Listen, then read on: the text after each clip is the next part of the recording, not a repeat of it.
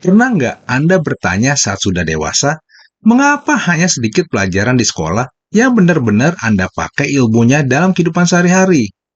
Padahal, mata pelajaran dikasih cukup banyak loh. Dan mengapa banyak sekolah membuat proses pembelajaran kurang menyenangkan? Kondisi ini seringkali membuat siswa menjadi stres di sekolah. Bahkan ada yang tumbuh dewasa dengan perasaan gagal dalam hidupnya. Sebenarnya apa sih yang terjadi? Menurut gue, banyak siswa yang merasa bodoh dan gagal ketika sekolah itu disebabkan karena sistem dan ekosistem pendidikan di sebagian besar sekolah telah menggiring mereka menjadi orang yang bukan dirinya. Proses edukasi di sekolah malah membuat siswa terasing dari dirinya maupun dunia di sekitarnya. Keadaan ini mungkin nggak disadari oleh banyak penyelenggara sekolah, tapi inilah kondisi yang terjadi dengan sekolah kita saat ini. Dan keadaan ini pula lah yang berdampak mengganggu pertumbuhan jiwa generasi penerus kita.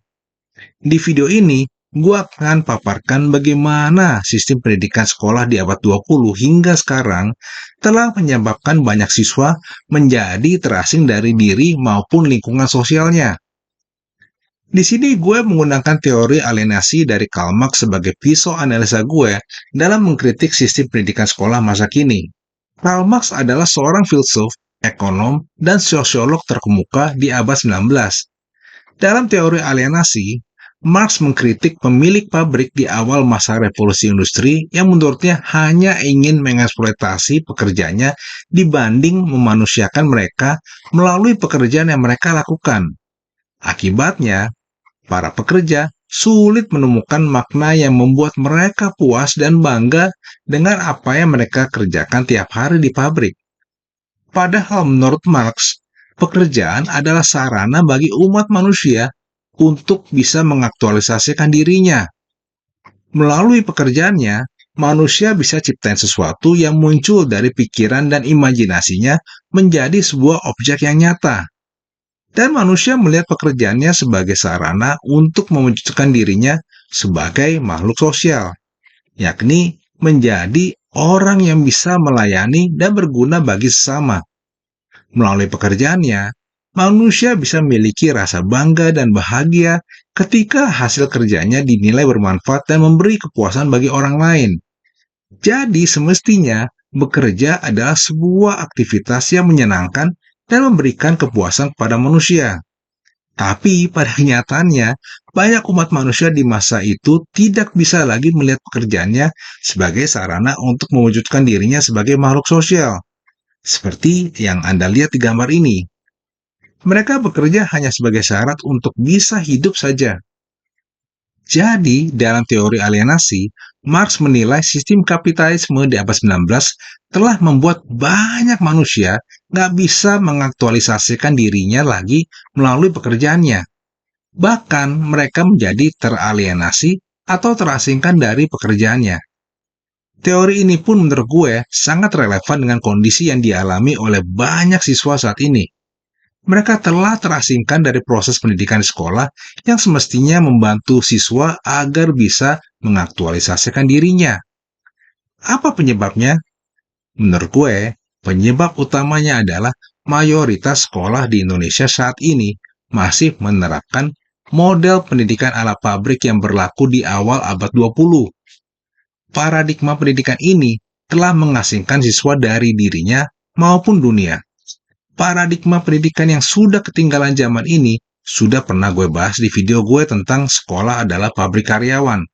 Bagi teman-teman yang belum tonton, bisa cari di kanal YouTube gue.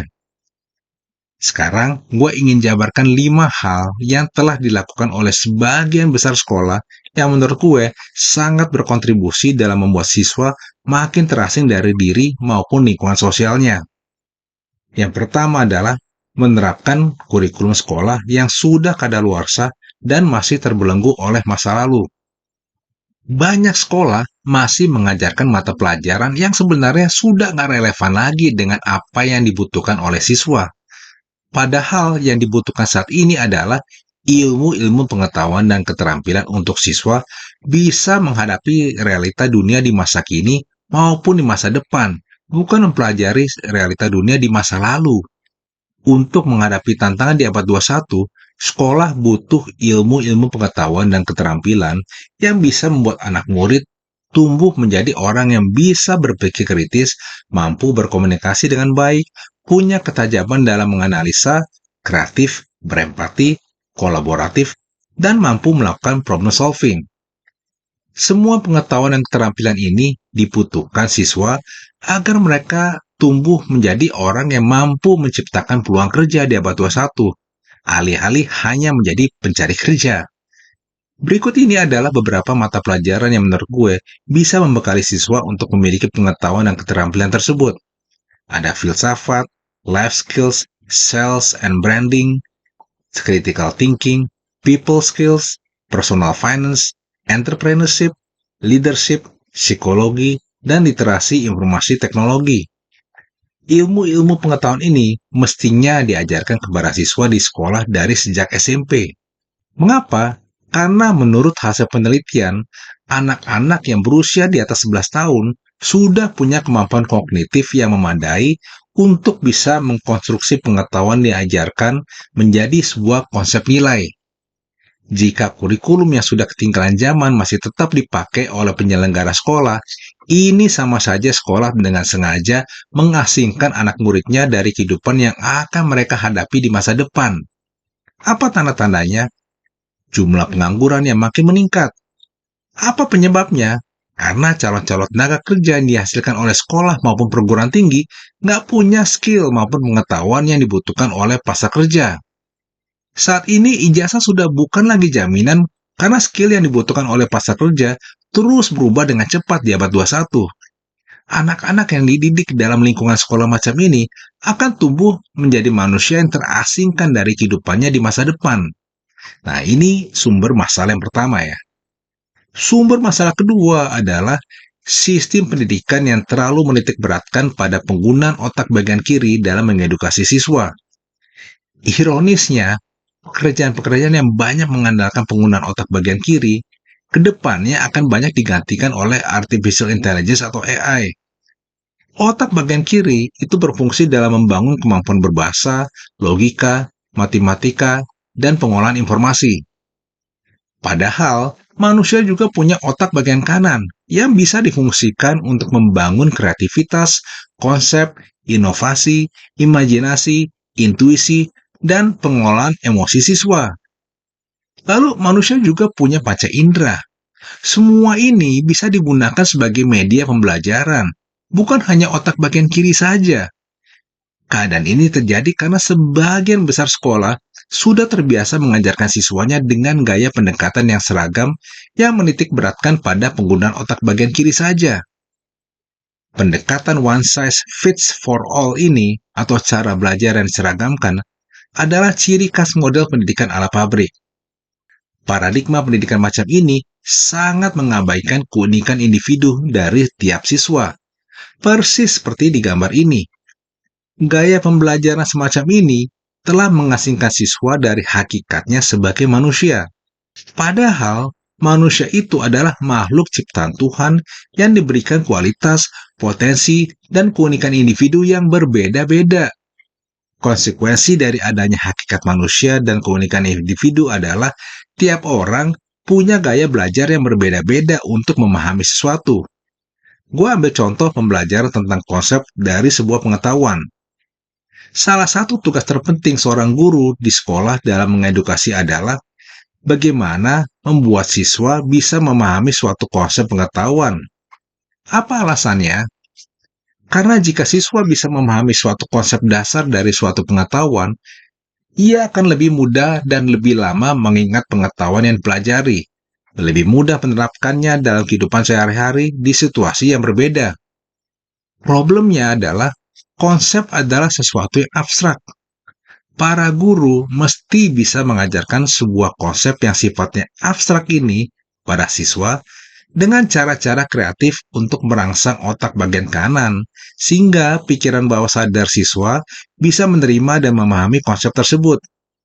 Jika ini berhasil, maka akan sangat membantu siswa dalam mengembangkan imajinasi, kreativitas, dan gagasannya. Inilah kendala terberat yang harus dihadapi oleh para guru di masa kini. Mereka harus bekerja dalam kondisi sistem pendidikan yang cenderung mengabaikan pentingnya perangsangan otak bagian kanan siswanya. Selama ini, cara sekolah mengajarkan siswa memahami sebuah konsep pengetahuan terlalu menitik beratkan hanya pada proses penghafalan dan pendiktean yang berada di wilayah otak bagian kiri. Padahal, tiap siswa punya gaya dan cara belajar yang berbeda-beda. Nggak bisa semua siswa disamaratakan bisa memahami suatu konsep dengan menggunakan satu jurus yang sama seperti menghafal. Contohnya begini, ada siswa yang bisa cepat memahami konsep pengetahuan hanya dengan membaca buku. Ada juga yang cepat memahami jika diajarkan melalui pengalaman praktis atau role play di kelas. Lalu ada juga yang cepat memahami konsep dengan cara berdiskusi dan sharing dalam bentuk kelompok. Tapi ada juga yang bisa memahaminya dengan diajarkan satu arah oleh guru di kelas. Intinya, tiap siswa punya gaya belajar yang unik dan berbeda satu sama lain. Jika penyelenggara sekolah masih mengabaikan fakta ini dan tetap ngotot menggunakan gaya pendidikan lama, maka yang akan menjadi korban adalah para siswa. Keadaan ini bisa menyebabkan siswa yang sulit mengikuti gaya pendidikan di sekolah menjadi stres. Akibatnya, siswa menjadi merasa bodoh dan terasing dari dirinya maupun dari potensi mereka sebenarnya. Ruang gerak seorang siswa untuk menyingkapkan potensi maupun jati dirinya selama mereka di sekolah justru dikekang oleh sistem sekolah yang malah mengasingkan mereka dari potensi dan jati dirinya. Ironi inilah menjadi sumber masalah kedua. Sekarang kita lanjut ke sumber masalah ketiga, yakni penekanan yang berlebihan pada kompetisi individual antara siswa dalam proses pembelajaran. Sistem yang terlalu mendorong kompetisi antar siswa secara individu dalam proses edukasi juga bisa menimbulkan perasaan terasing di antara sesama siswa. Di satu sisi, kompetisi dapat membangun motivasi dan karakter siswa untuk bekerja keras menjadi orang yang berani dan percaya diri. Ini sisi positifnya. Tapi kalau proses ini tidak dikelola dengan baik oleh sekolah, maka para siswa bisa melihat rekan-rekan sekelasnya dengan perasaan cemburu atau bahkan sebagai pesaing daripada teman. Padahal, manusia pada hakikatnya adalah makhluk sosial. Penekanan yang terlalu berlebihan pada kompetisi individual dalam pembelajaran di kelas akan membuat siswa cenderung lebih mudah stres dan sulit bertahan ketika menghadapi berbagai tantangan pembelajaran. Padahal proses pembelajaran semestinya dimaknai sebagai aktivitas yang seru, menarik, dan menyenangkan. Contohnya begini, pernah nggak Anda bikin tugas proyek dalam kelompok di sekolah? Lebih seru kan dibanding belajar sendirian? Dengan adanya tugas kolaborasi, tiap siswa dalam kelompok bisa saling belajar dan melengkapi sesuai kekuatannya masing-masing. Dan mereka lakukan ini semua demi mencapai tujuan bersama. Pengalaman berharga inilah yang nggak akan ditemukan jika siswa terus belajar sendirian. Selain itu, paradigma pembelajaran yang mendorong semangat kolaborasi lebih cocok untuk melatih para siswa mengembangkan keterampilan leadership, kreativitas, teamwork, komunikasi, dan problem solving secara alami. Keterampilan inilah yang justru dibutuhkan oleh para siswa ini untuk bisa berhasil di abad 21. Nah, sekarang kita lanjut ke sumber masalah yang keempat. Sumber masalah keempat adalah sistem pendidikan yang tidak memberi insentif kepada siswa untuk berani bereksperimen dan belajar dari kesalahan. Sekolah yang masih menggunakan pendekatan disiplin yang terlalu kaku dan membuat siswa takut melakukan kesalahan juga punya dampak negatif. Dampak negatifnya begini, siswa akan tumbuh dewasa tanpa punya kemahiran belajar memikul tanggung jawab dari kesalahannya. Demi menghindari perasaan gagal dan tidak dihargai gara-gara bikin kesalahan, mereka akan memilih untuk menghindar dari melakukan kesalahan. Mereka akan memilih jalan yang termudah. Faktanya dalam kehidupan nyata, nggak ada jalan yang mudah untuk sukses. Dan membuat kesalahan adalah natur manusia.